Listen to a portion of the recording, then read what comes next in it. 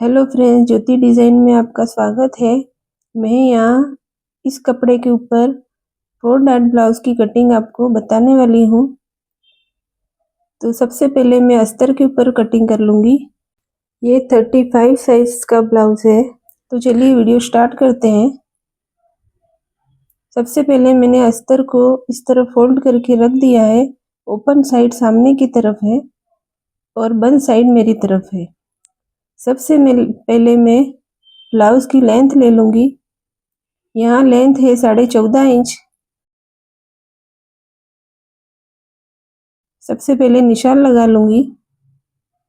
नीचे की तरफ मैंने आधा इंच सिलाई का लिया है और ऊपर की तरफ मैंने आधा इंच सिलाई एक्स्ट्रा ली है और इस तरह करके मैं निशान लगा लूँगी। अब यहाँ मेरा गला 9 इंच का है तो मैं उस हिसाब से कटिंग करूँगी। मैंने यहाँ गले की चौड़ाई 2 इंच ली है और शोल्डर 3 इंच लिए हैं। टोटल मिला के 5 इंच लिया है। और नीचे आर्मोल के लिए मैंने 5.5 इंच लिया है। यहाँ डीप नेक का ब्लाउज है इसलिए मैं 5.5 ले रही हूँ।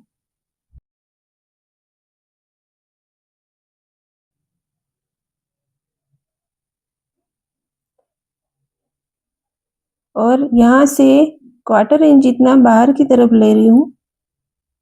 बिगनर्स के लिए ये वीडियो बहुत यूज़फुल है तो आप स्किप न करें और पूरा ज़रूर देखिए।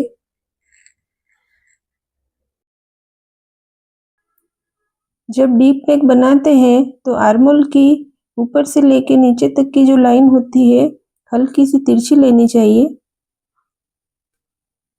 अब यहाँ आर्मोल की तरफ मैं 1 इंच पर निशान लगाऊंगी और अपर चेस्ट में 34 साइज है तो मैं अपर चेस्ट का चौथा भाग करूंगी जो 8.5 हो रहा है। और यहाँ मेरा डीप नेक है इसलिए मैं 1/4 इंच कम कर रही हूँ जो बनने के बाद फैलेगा और निशान लगा लूँगी। उसके बाद मैं मार्जिन का निशान लगा रही हूँ। अब इस तरह से थोड़ा सा राउंड लेकर मैं आर्मोल के लिए निशान लगा लूँगी। अब मैं यहाँ आर्मोल को नाप रही हूँ जिसके लिए मैंने ऊपर की तरफ से सिलाई का छोड़ दिया है और यहाँ से थोड़ी सी दूरी पर इस तरह हल्का सा इंच टेप गोल करते हुए नाप लूँगी। यहाँ मेरा ब्लाउज का आर्मोल 16.5 इंच का है। उसको 2 भाग में डिवाइड करके 8.25 बन रहा है लेकिन मेरा यहाँ कम आ रहा है तो मैं क्या करूँगी, नीचे की तरफ आधी इंच की लाइन और कर लूँगी और फिर उसको कर्व का शेप दूँगी। ये मैंने आपको दिखाने के लिए किया है कि अगर आपका आर्मोल बड़ा है तो आप इस तरह से थोड़ा सा नीचे बढ़ जाइए, अगर और कम है तो इस तरह से ऊपर की तरफ बढ़ जाइए। जब भी हम आर्मोल के लिए 1 इंच का अंदर की तरफ निशान लगा के इस तरह कर्व देते हैं तो उसके बाद हमें आर्मोल को ज़रूर नापना चाहिए। कभी-कभी आर्मोल छोटा हो जाता है और जब हम पहनते हैं तो आर्मोल की तरफ टाइट हो जाता है। तो जब भी आप आर्मोल का शेप दें तो उसको नापना ज़रूर चाहिए और सिलाई का 1/4 इंच जितना छोड़ के ही नापना चाहिए क्योंकि हम वहाँ से सिलाई लेंगे। अब मेरा यहाँ बराबर आ रहा है। अगर आपका आर्मोल थोड़ा सा और बड़ा है तो आपको थोड़ा सा नीचे की तरफ और बढ़ जाना है और इस तरह से कर्व का शेप दे देना है। अब मैं यहाँ अपर चेस्ट में 1/4 इंच कम क्यों किया था वो बता रही हूँ। इसलिए कम किया था कि जैसे ही आपका डीप गला थोड़ा सा फैलेगा तो बगल की तरफ से आपके झोल आएंगे, तो अगर आप कम कर देते हैं तो झोल नहीं आएंगे। अब यहाँ मेरा गला 9 इंच का है तो मैं पहले सीधी लाइन कर लूँगी और 2.5 इंच की चौड़ाई ली है और इस तरह से सीधी लाइन करने के बाद अंदर की तरफ राउंड शेप दे रही हूँ। आप अपने हिसाब से कोई और भी शेप दे सकते हो। अगर आपको ब्रॉडनेस कम चाहिए तो अंदर की तरफ एक लाइन और कर लीजिए और फिर से उसके अंदर गोल शेप दे दीजिए। इससे आपकी गले की चौड़ाई कम हो जाएगी। अब कमर की तरफ मैं 1 इंच डांट के लिए ले रही हूँ और उसके बाद कमर का चौथा भाग, यहाँ मेरी कमर 32 की है तो मैं चौथा भाग में 8 इंच ले रही हूँ और उसके बाद मार्जिन का ले रही हूँ और इस तरह से मैं निशान लगा लूँगी।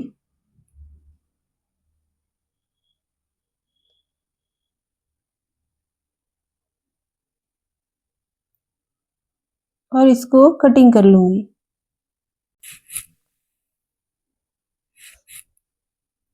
अब कमर में डांट के लिए सबसे पहले मैं मार्जिन का ऊपर निशान लगा रही हूँ और 20 सेंटर से इसको फोल्ड कर रही हूँ। यहाँ मार्जिन को छोड़ देना है और जहाँ निशान आया है वहाँ पीछे वाले भाग के डांट के निशान लगाने हैं जो गले से थोड़ा नीचे बनेंगे और इस तरह से दोनों तरफ निशान लगा लेने हैं। अब यहाँ मैं आपको एक ट्रिक बताने जा रही हूँ तो वीडियो को स्किप ना करें। अब जैसे ही हम पीछे की तरफ डांट लगाते हैं तो आप देखेंगे कि जहाँ हमारा मार्जिन है उस तरफ कपड़ा नीचे आ गया है। तो क्या करेंगे, इस तरह से डांट से लेके पीछे तक निशान लगा लेंगे आधा इंच ऊपर की तरफ और इसको कटिंग कर लेंगे। ये आपको सिर्फ डीप नेक में ही करना है। जिनके भी ब्लाउज में बगल की तरफ झोल आते हैं उनके लिए ये ट्रिक है। तो अब हम देखेंगे कि डांट लेने के बाद ये कमर का हिस्सा पर बिल्कुल सीधा है और कहीं से कोई झोल नहीं है। अब मैं फ्रंट पार्ट कटिंग कर रही हूँ। मेरी तरफ ओपन भाग है। सबसे पहले मैं हुक पट्टी का निशान लगा लूँगी जिसके लिए मैंने आधा इंच लिया है। और भी आसान ट्रिक्स वाले वीडियो आपको इसी चैनल पर देखने को मिलेंगे तो इस चैनल पे बने रहिए। अब इस तरह मैं बैक पार्ट को रख लूँगी। यहाँ मैंने हुक पट्टी का निशान छोड़ने के बाद आधा इंच मेरी तरफ और मैंने छोड़ दिया है क्योंकि डांट लेने के लिए मैं फ्रंट पार्ट में आगे की तरफ बढ़ रही हूँ जो मैं 1.5 इंच का लेने वाली हूँ।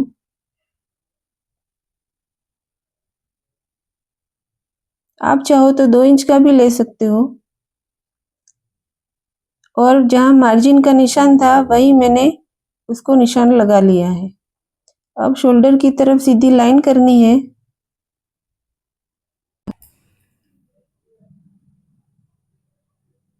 अब मैं आपको बता रही हूँ कि यहाँ मैं आगे की तरफ आधा इंच जितना क्यों बढ़ी हूँ। तो जैसा कि आप देख रहे हो कि बैक पार्ट में गला 9 इंच का लिया था जो बनने के बाद फैलेगा और फ्रंट पार्ट में मैं गला 6 इंच का लेने वाली हूँ जो थोड़ा कम फैलेगा। तो उसके लिए मुझे चौड़ाई थोड़ी ज़्यादा चाहिए। तो इसके लिए मैंने आगे वाला पार्ट थोड़ा सा बढ़ा दिया है। यहाँ आर्महोल की तरफ भी निशान लगा लेने हैं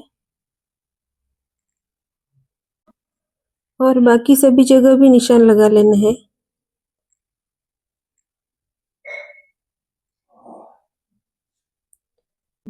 यहाँ अपर चेस्ट में फ्रंट वाले भाग के लिए देखेंगे तो आगे का गला 6 इंच का है तो जिसके लिए मुझे आधा इंच लूजिंग चाहिए।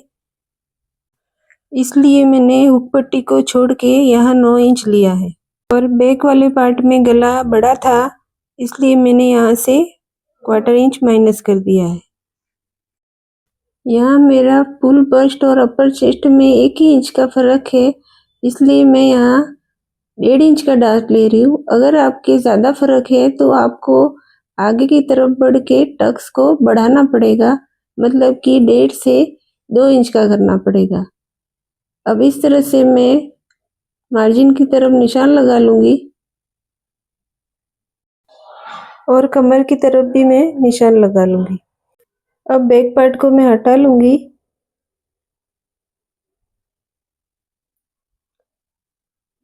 यहाँ मेरा टक्स पॉइंट 10 इंच है, तो मैं ऊपर की तरफ से सिलाई का छोड़कर 10 इंच पे पहले निशान लगा लूँगी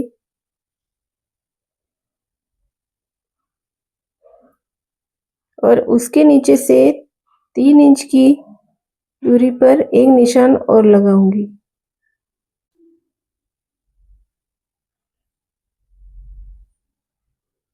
अब इस तरह मैं पूरी सीधी लाइन कर लूँगी।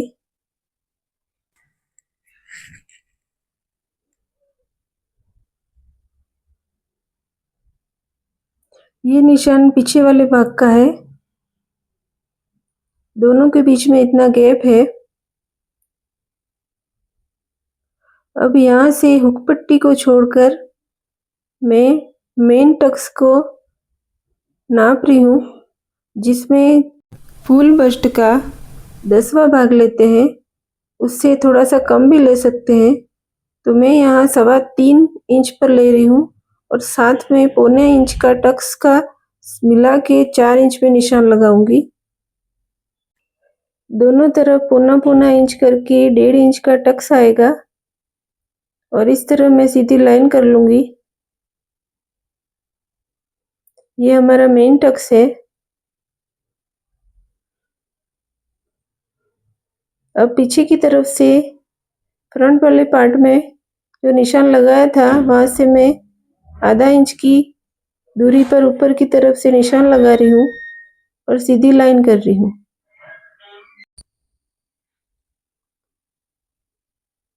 अब आगे की तरफ से 1 इंच ऊपर लेकर निशान लगाऊंगी और इस तरह तिरछी लाइन कर लूँगी। यहाँ मैं बहुत ही आसान तरीके से बेल्ट वाले ब्लाउज की कटिंग बता रही हूँ, तो वीडियो को पूरा ज़रूर देखिए। यहाँ हमारा इसके नीचे बेल्ट आएगा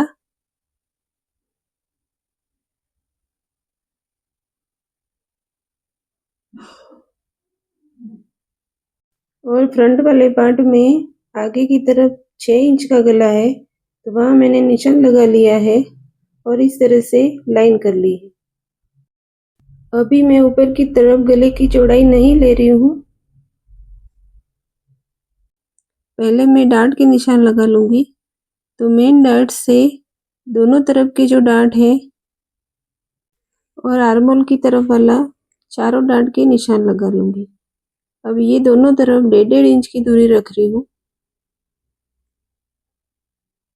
और इस तरह से यहाँ से सीधी लाइन करूँगी और उधर से थोड़ी सी तिरछी लाइन करूँगी।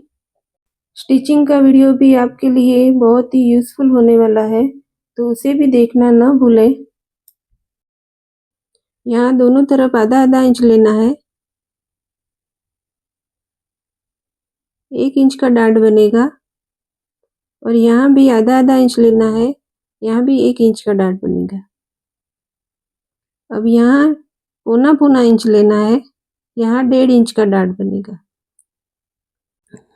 आपके अपर चेस्ट और फुल बस्ट में 1 इंच से ज़्यादा का गैप हो तो आप डार्ट को बढ़ा दीजिए, मतलब कि थोड़ा सा बड़ा ले लीजिए। मेरा यहाँ 1 ही इंच का फ़र्क है, इसलिए मैंने 0.25 इंच का यहाँ गैप रख के 1.5 इंच का डार्ट लिया है। आप चाहो तो 2 इंच का भी ले सकते हो। अब यहाँ से बगल वाले डार्ट की तरफ 2 इंच की दूरी रखनी है और इस तरह से निशान लगा के लाइन कर लीजिए। अब यहाँ के लिए फ्रंट वाला जब आर्मोल हम ड्रॉ करेंगे तब उसका मार्जिन लेना है। अब इसके लिए मैं बैक वाला पार्ट वापस उसी जगह रख रही हूँ जहाँ पहले था।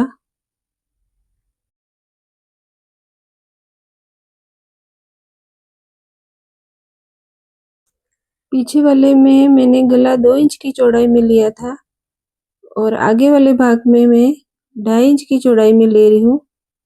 तो इस तरह से मैं 2.5 इंच में निशान लगा लूँगी। आपने कई वीडियो में देखा होगा कि शोल्डर की तरफ से एक जैसा करके आर्मोल का शेप देते हैं और इस तरह से ब्लाउज बनाते हैं, लेकिन मैं यहाँ आगे वाले भाग में थोड़ा सा गला आगे ले रही हूँ क्योंकि चौड़ाई में मुझे 2.5 इंच चाहिए। अब ये क्यों ले रही हूँ, क्योंकि अगर मैंने पीछे वाले के हिसाब से ड्रॉ करके इन दोनों की कटिंग कर ली और बनाने के बाद जितना पीछे का गला फैलेगा उतना ही आगे का गला कंधे से उतरेगा। तो इसलिए मैं पीछे वाले के मुकाबले में आगे वाला गला आधा इंच जितना आगे की तरफ ले रही हूँ और इस तरह से बैक पार्ट को आगे की तरफ लूँगी तो पीछे की तरफ से मुझे फ्रंट वाला आर्मोल अपने आप मिल जाएगा। मतलब कि मैं आधा इंच आगे की तरफ बढ़ी हूँ आर्मोल के लिए और इस तरह से मैंने ड्रॉ कर लिया है। अब फ्रंट वाले आर्मोल में थोड़ी सी जगह ज़्यादा बनी है तो मैं आगे की तरफ जो बगल की तरफ डांट है उसको मैं उसके अंदर मैनेज कर लूँगी और यहाँ से मुझे कटिंग करना है।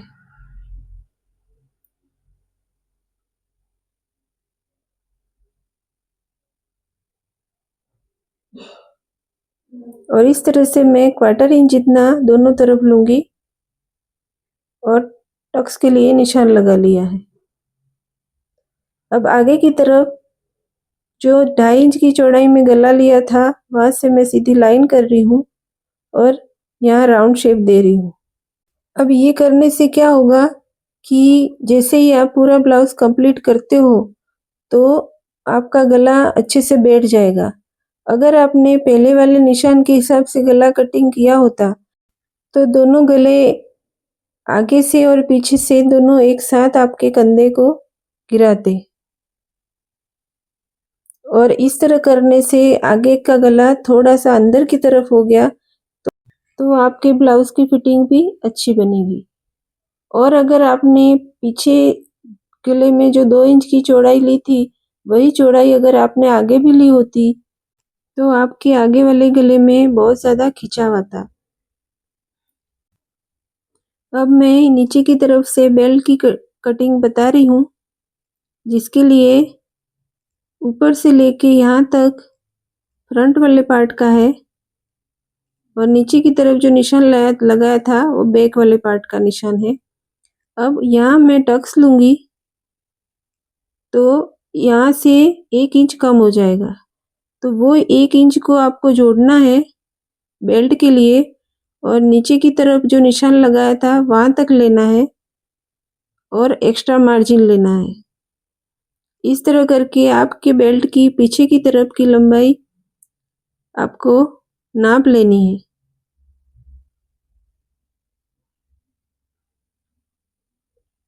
टक्स लेने के बाद आगे वाला कपड़ा थोड़ा कम हो जाता है तो उसको भी आपको नीचे की तरफ बेल्ट में गिनना है। तो इस तरह से मैं पीछे की तरफ निशान लगा लूँगी। अगर आप सादा ब्लाउज बनाते हो तो नीचे पट्टी मोड़ने के लिए आपको एक्स्ट्रा लेना है। यहाँ मेरा अस्तर वाला ब्लाउज है इसलिए मैं थोड़ा सा ही मार्जिन ले रही हूँ। अब आगे की तरफ से यहाँ 1 इंच ऊपर लिया था हमने, वहाँ से मैं निशान लगा रही हूँ और पीछे के मुकाबले में आगे की तरफ मैं लंबाई 1 इंच ज़्यादा ले रही हूँ क्योंकि यहाँ भी ऊपर की तरफ 1 इंच टक्स में जाएगा। अब इस तरह से यहाँ टक्स लेने के बाद जो भी बचेगा उतना हमें बेल्ट लेना है। इसके लिए मैं पहले इसको कटिंग कर लूँगी। आप इस तरह से एक बार ब्लाउज की कटिंग कर लीजिए और उसको बनाइए तो बहुत ही अच्छी फिटिंग से और फिनिशिंग से बनेगा। मैं यहाँ स्लीव की कटिंग नहीं बता रही हूँ क्योंकि वीडियो बहुत लंबा हो रहा था। पिछले वीडियो में मैंने अच्छे से डिटेल में बताया है, आप वहाँ जाके आप देख सकते हो। अब मैं यहाँ बेल्ट की कटिंग कर रही हूँ। उसके लिए मैं पहले फ्रंट पार्ट को ले लूँगी और इसको कमर की तरफ से पूरा नाप लेना है। उसमें से 1.5 इंच कम कर देना है, क्योंकि मैं यहाँ 1.5 इंच का डाँट लेने वाली हूँ। अगर आप 2 इंच का ले रहे हो तो 2 इंच आपको कम कर देना है। इस तरह से मैं बेल्ट के लिए निशान लगा लूँगी और कटिंग कर लूँगी।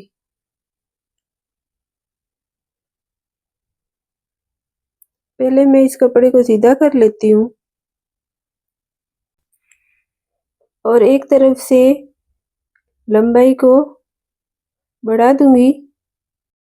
और भी आसान टिप्स के साथ कटिंग और स्टिचिंग के वीडियो आपको इस चैनल पर देखने को मिलेंगे, तो ज्योति डिज़ाइन को लाइक और सब्सक्राइब करना ना भूलें।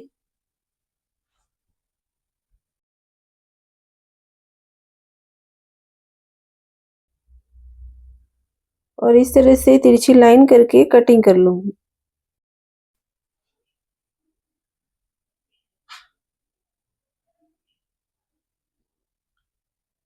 यहाँ 1.5 इंच का टक्स लेने के बाद बेल्ट बराबर आ जाएगा। अब इस तरह से मैंने सारी कटिंग कर ली है।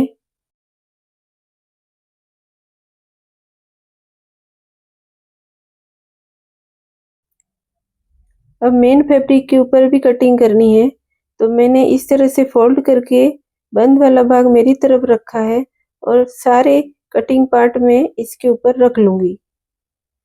सभी पार्ट के बीच में आपको थोड़ा थोड़ा गैप रखना है, ताकि जब आप अस्तर को जोड़ो और कपड़ा इधर उधर खिसक जाए तो आप उसको मैनेज कर सकते हो।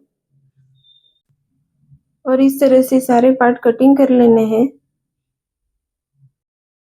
अब मैं स्लीव को भी मेन फैब्रिक के ऊपर कटिंग कर लूँगी।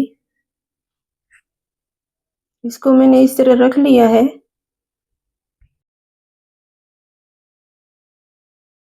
अगर आपके ब्लाउज में एक ही तरफ इस तरह बॉर्डर बना हुआ है तो उसको आपको स्लीव में ही लेना है।